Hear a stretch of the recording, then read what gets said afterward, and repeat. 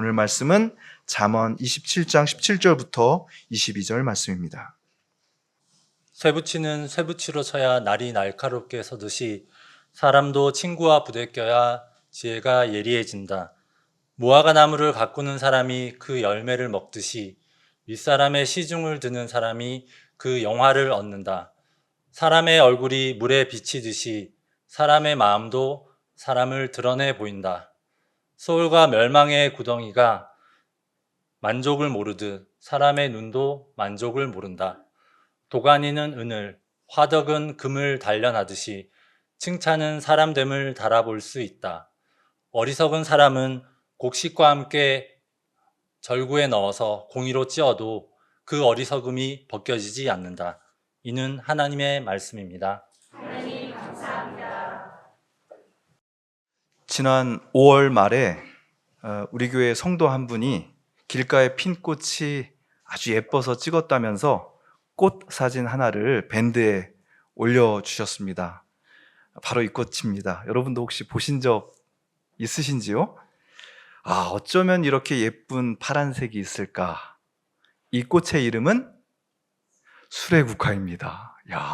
제법 많은 분들이 알고 계시네요. 우리나라에서는 저 꽃 모양이 이렇게 완전할 때 작은 수레 모양이다라고 해가지고 붙여진 이름입니다.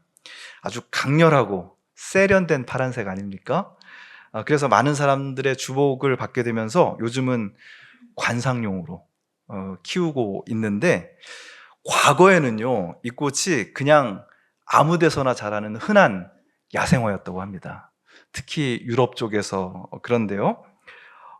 농부들이 밀밭이나 보리밭에서 일할 때 그 곡식들 사이에서 그냥 하늘하늘 흔들리는 흔한 꽃이었습니다.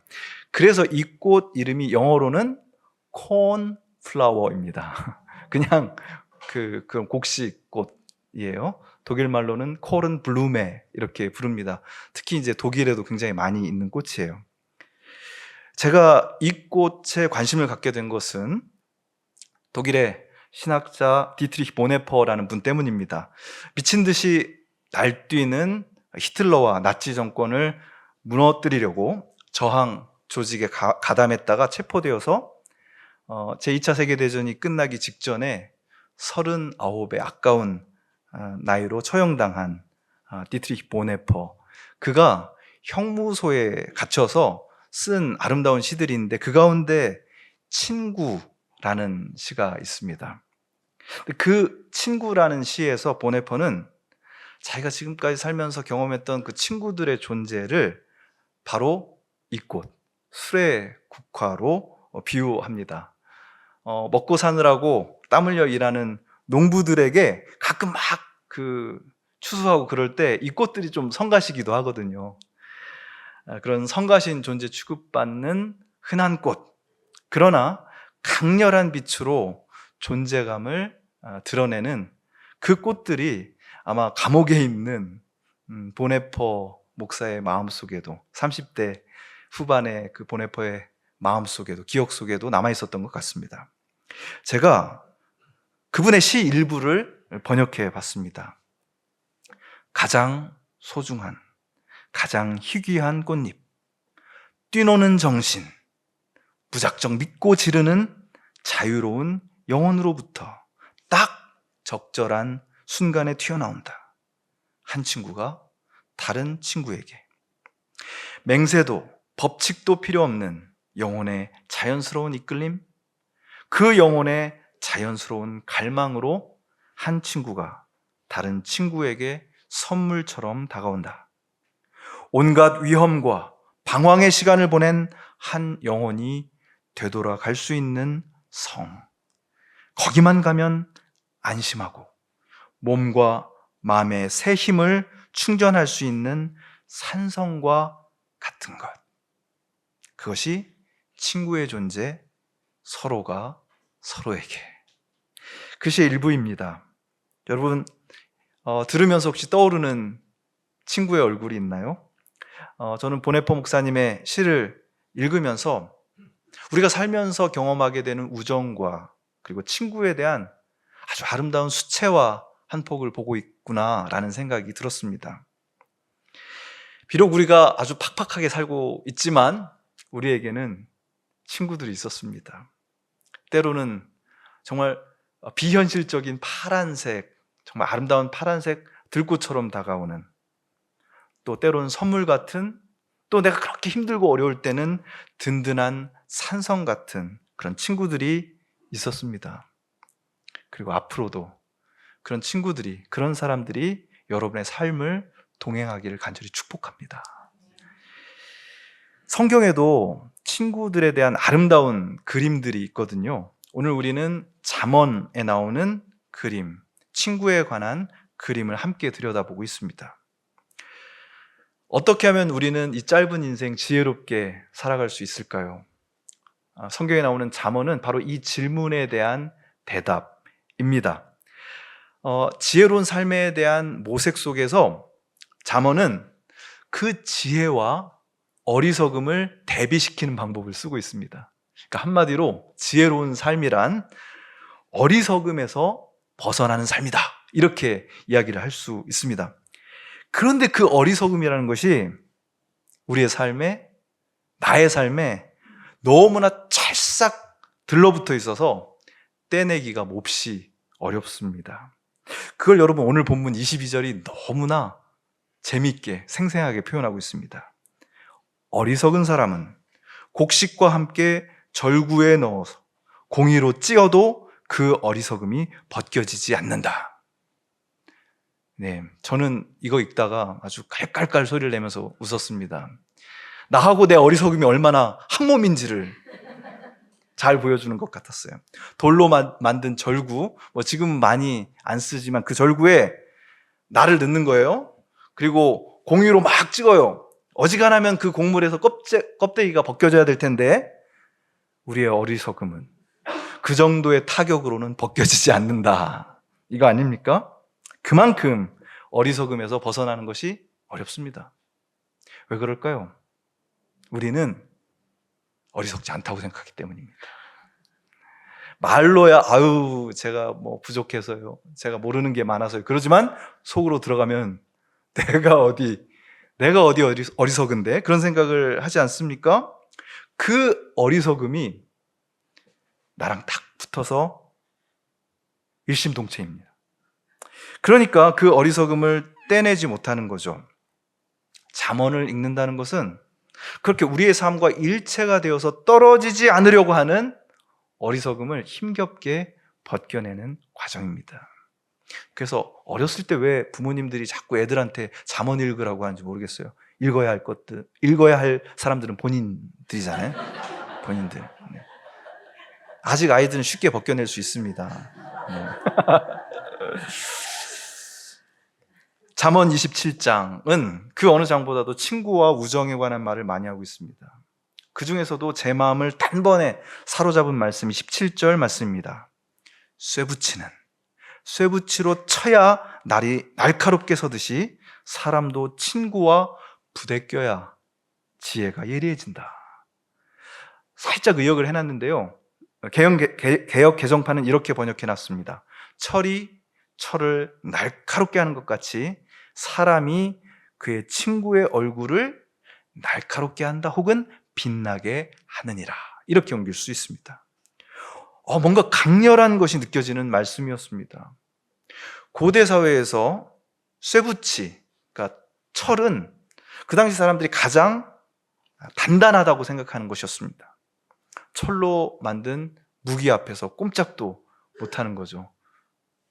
철로 만든 농기구, 아주 제일 훌륭한 기구입니다. 근데 그런 도구들이 무뎌졌을 때 그걸 다시 날카롭게 벼릴 수 있는 방법은 지금이야 다른 방법들이 많이 있겠지만 다른 철을 사용하는 것이었습니다. 무뎌진 철을 다른 철로 갈고 때려서 그 뭉툭해진, 무뎌진 부분을 예리하게 다듬어야지 철의 구실을 제대로 할 수 있습니다. 근데 이런 이치가 사람 관계에도 적용된다, 이렇게 잠언이 가르치고 있는 겁니다. 철이 다른 철과의 부딪힘을 통해 예리함의 빛을 되찾는 것처럼 사람은 친구와의 부딪힘을 통해서 존재의 빛을 발산할 수 있습니다. 맞죠? 제가 특히 부딪힌 힘이라는 말을 강조하고 싶습니다. 부대낌이라고도 할 수 있어요. 그래서 우리가 읽는 새 번역에는 이 부분을 정말 실감나게 번역해 놓지 않았습니까? 쇠붙이로 쳐야 날이 날카롭게 서듯이 사람도 친구와 부대껴야 지혜가 예리해진다. 여러분, 언제나 나를 반갑게 맞아주는 사람들 얼마나 좋아요? 기분 좋게 나를 인정해 줍니다. 네가 최고야. 칭찬해 주는 사람들, 그런 친구들과는 부대낄 필요가 없습니다. 그러나 그런 만남에만 익숙해질 때 우리는 조금씩 무뎌질 수밖에 없습니다. 그리고 우리의 얼굴을 진짜 밝게 만드는 지혜의 빛도 희미해질 수밖에 없는 것입니다.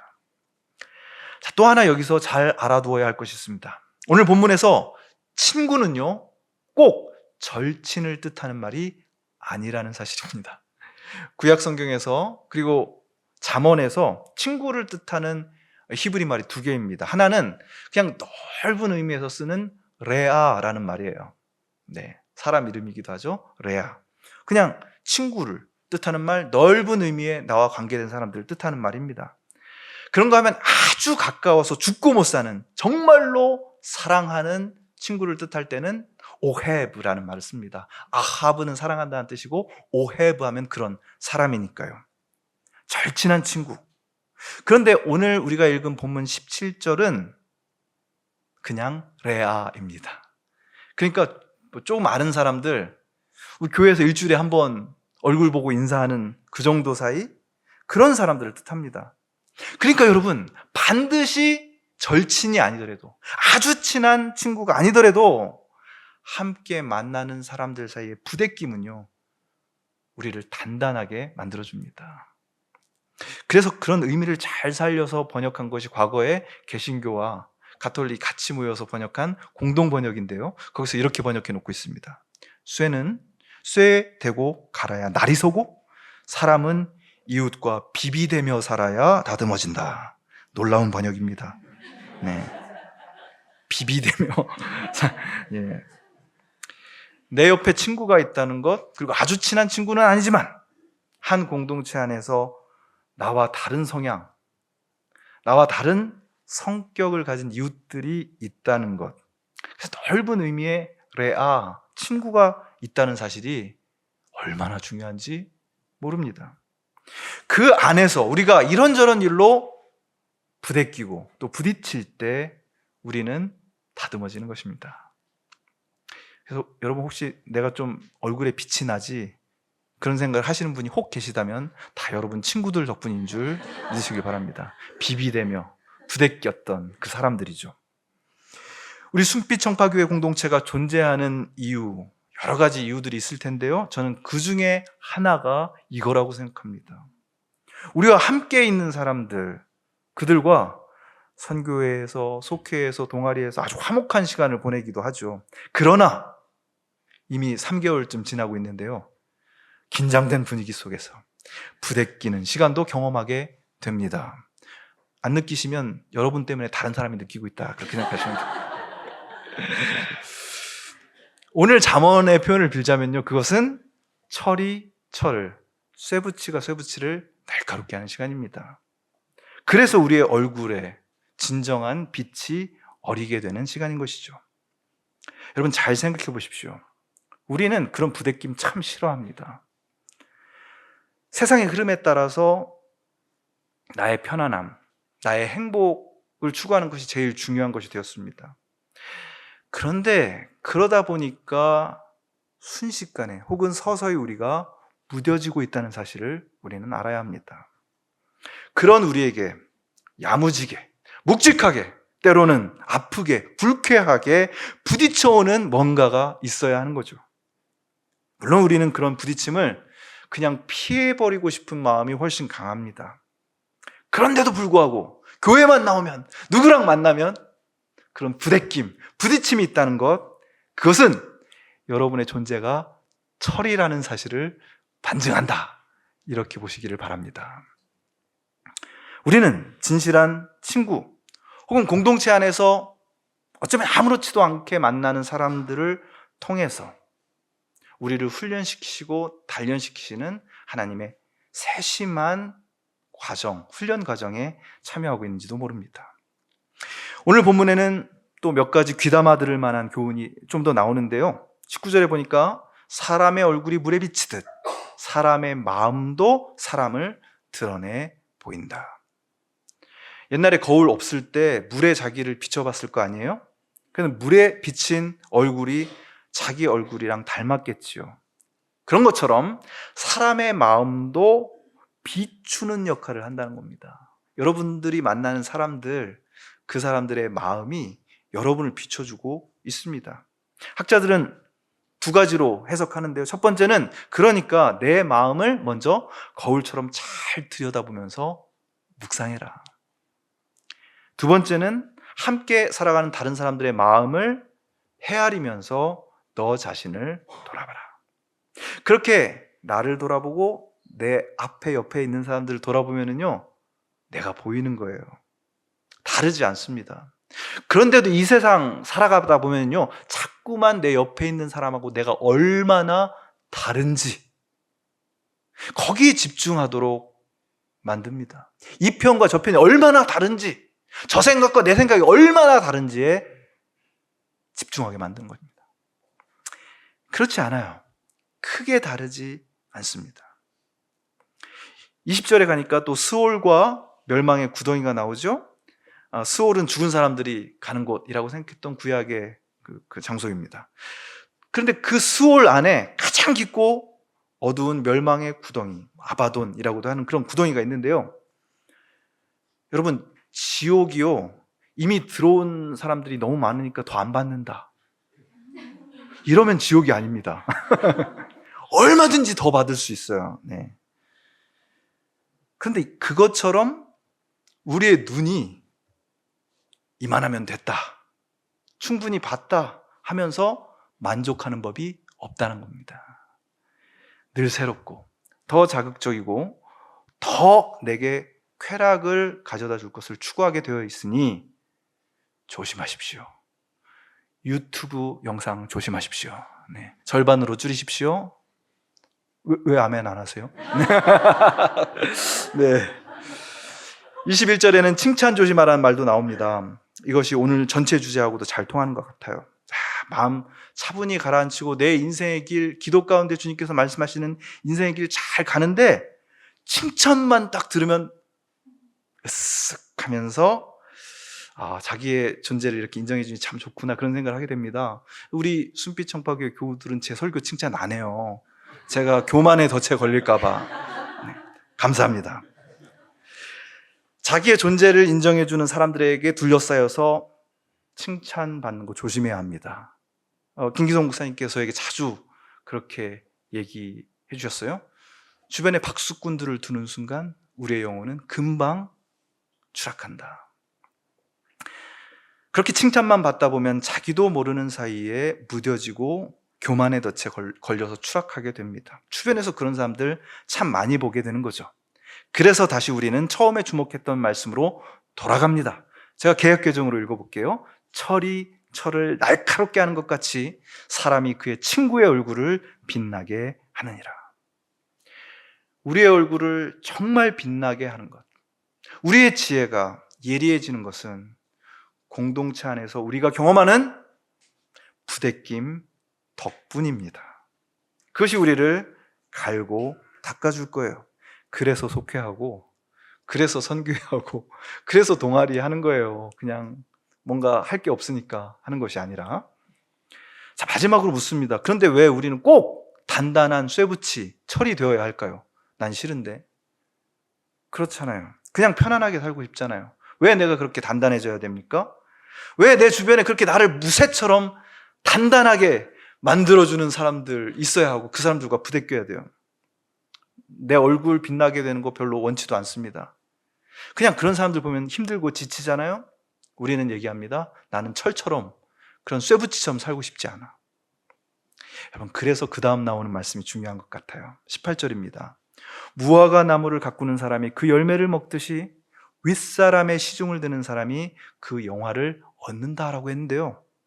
우리가 예리한 쇠붙이, 날카로운 철로 다듬어지는 것은요, 할 일이 있어서임을 믿으시길 바랍니다.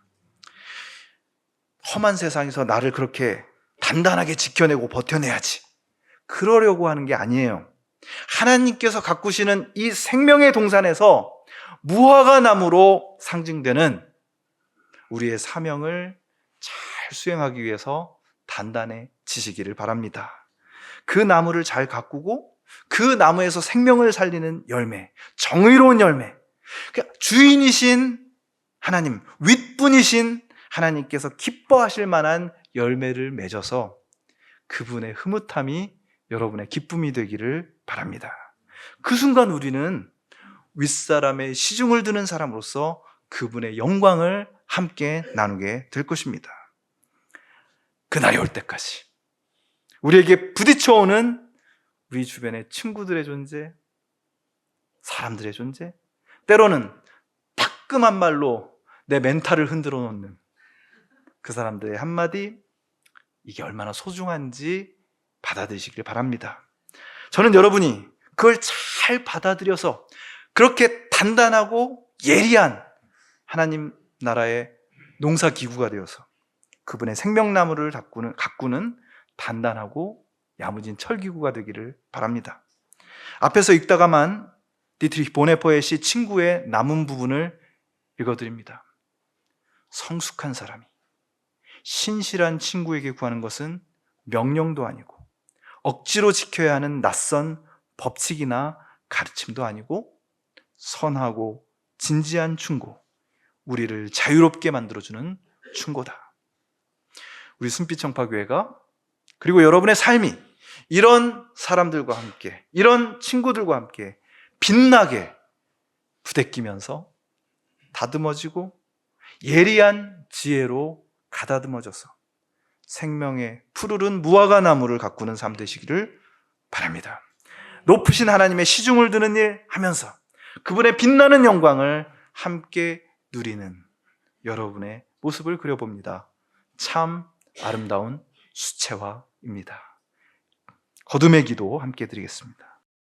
하나님, 편안하고 안전하고 달콤한 것만 추구하는 이 세상에 너무나 익숙해진 우리에게 때때로 친구들과의 관계, 또 공동체 안에서의 부대낌, 이런 것은 그냥 벗어던지고 싶은 그런 짐처럼 여겨질 때가 있습니다. 그러나 주님, 정말 벗어던져야 할 것은 우리의 어리석음임을 알게 하여 주시옵소서. 그리고 그 어리석음을 벗고 나가기 위해 우리 공동체, 그리고 내 곁에 있는 가족들, 친구들이 얼마나 소중한지 알게 하여 주시옵소서. 주님, 하나님의 말씀 안에서 서로를 존중하고 꼭 필요한 말을 해줄 수 있는 벗들을 허락하여 주시고, 우리도 누군가에게 그런 친구가 되어 살아가게 하여 주시옵소서. 하여 주님께서 맡겨주신 이 땅에서 생명의 무화과 나무를 일구며 그 열매를 나누는 기쁨으로 충만하게 하여 주시옵소서. 우리의 좋은 친구 되신 예수 그리스도의 이름으로 기도하옵나이다.